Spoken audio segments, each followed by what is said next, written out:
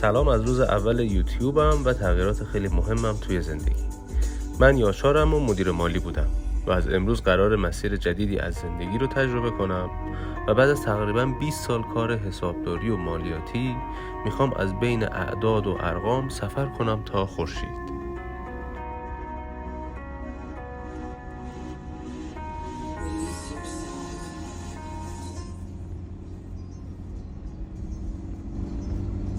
سلام. نه دیدمشون الان لبا. آره دارن از اون روبرو دارن میان. آره بچه ها شیشه ایمنی رو بلدن کجاست؟ خیلی باشه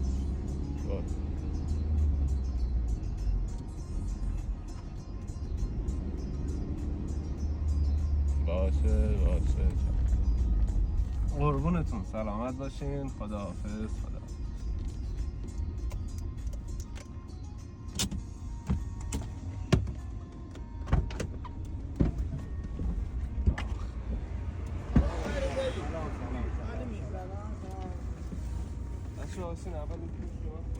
کل من اینجا باشه. این فقط یخ داره. خوبه.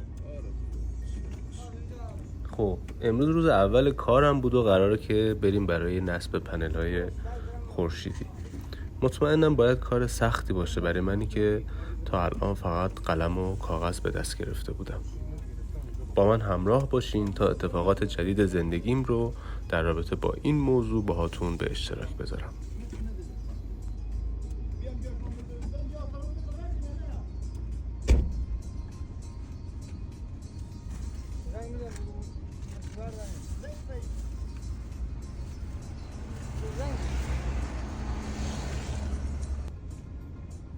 سلام خوبی؟ سلامت.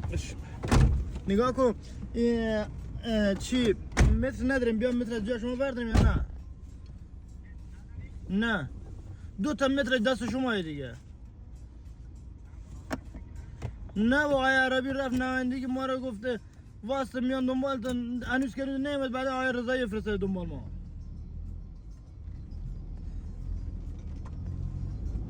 بیام جات متر برداریم یا نه؟ بعد از اینکه 2 تا از بچه‌های نصب رو برداشتن، رفتیم تا رسیدیم به پروژه‌ای که باید پنل‌ها رو براشون نصب کنیم. خیلی برای من جذابه که بدونم چطور قرار پنل‌هایی که ما اینجا نصب می‌کنیم 650 کیلووات برق تولید می‌کنن. بچه‌های گروه 2 روزه دارن اینجا کار می‌کنن و این پایه‌ها رو توی این 2 روز نصب کردن تا پنل‌های خورشیدی رو بتونیم روش مستقر کنیم.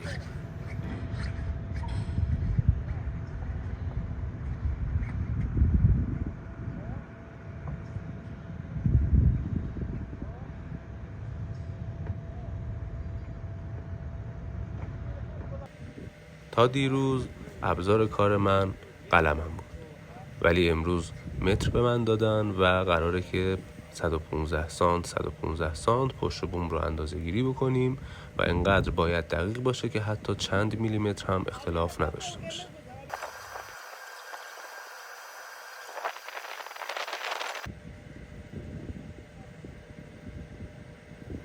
امین و داوود به موازات ما لاین پایین رو اندازه گیری کردن و ما نباید کوچکترین اختلافی رو با همدیگه می داشتیم، ولی در نهایت متوجه شدیم که 3 سانتی متر اختلاف داریم و امین ایراد کار رو از اندازه‌گیری ما می دونست.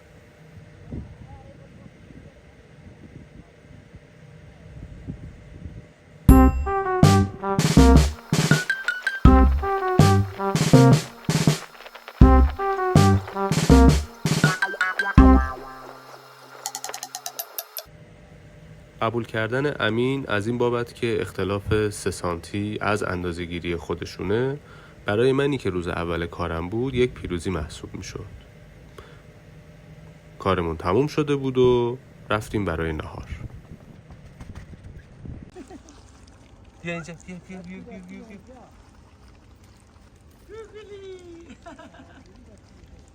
اون که رفت.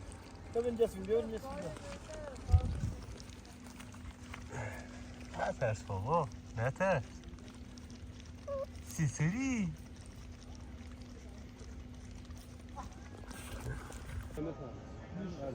برای منی که مدام ناهارم رو پشت میزم میخوردم، ناهار خوردن توی این شرایط خیلی برام جذاب بود.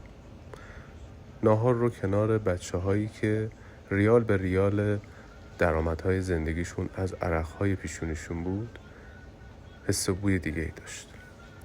ناهارمون رو خوردیم و از طبیعت زیبای کنار کارخونه خیلی لذت بردیم.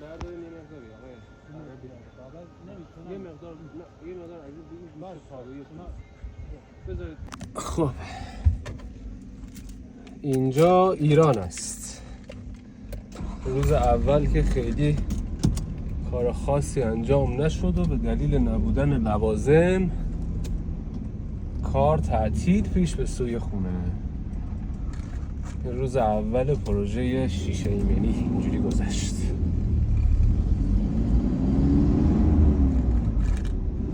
بریم تا ببینیم که روزای بعد چی پیش میاد و چجوری میریم جلو. این کوچولو کارنه. حتما شما هم مثل من جمله بذار پدر بشی مادر بشی میفهمی رو زیاد شنیدین، ولی من به شخص 10 ماهی که فهمیدم چقدر معنی این جمله رو نمیفهمیدم.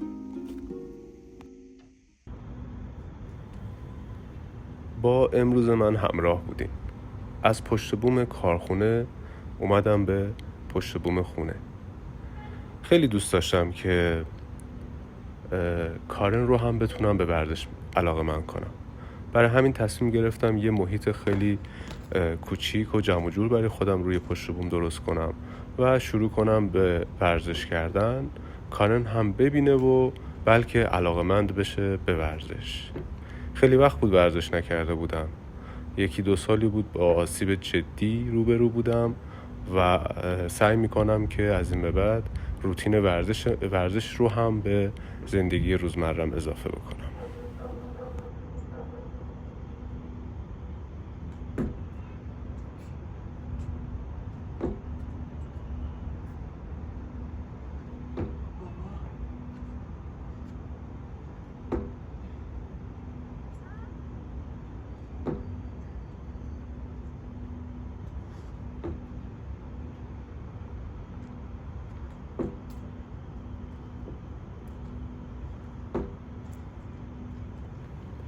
خیلی امیدوارم که کارن با دیدن من به ورزش علاقه‌مند بشه و ورزش رو به روتین زندگیش در آینده اضافه بکنه. ممنونم که من رو تماشا کردید و سعی میکنم که از این به بعد روتین زندگی 1 روزم رو باهاتون به اشتراک بذارم.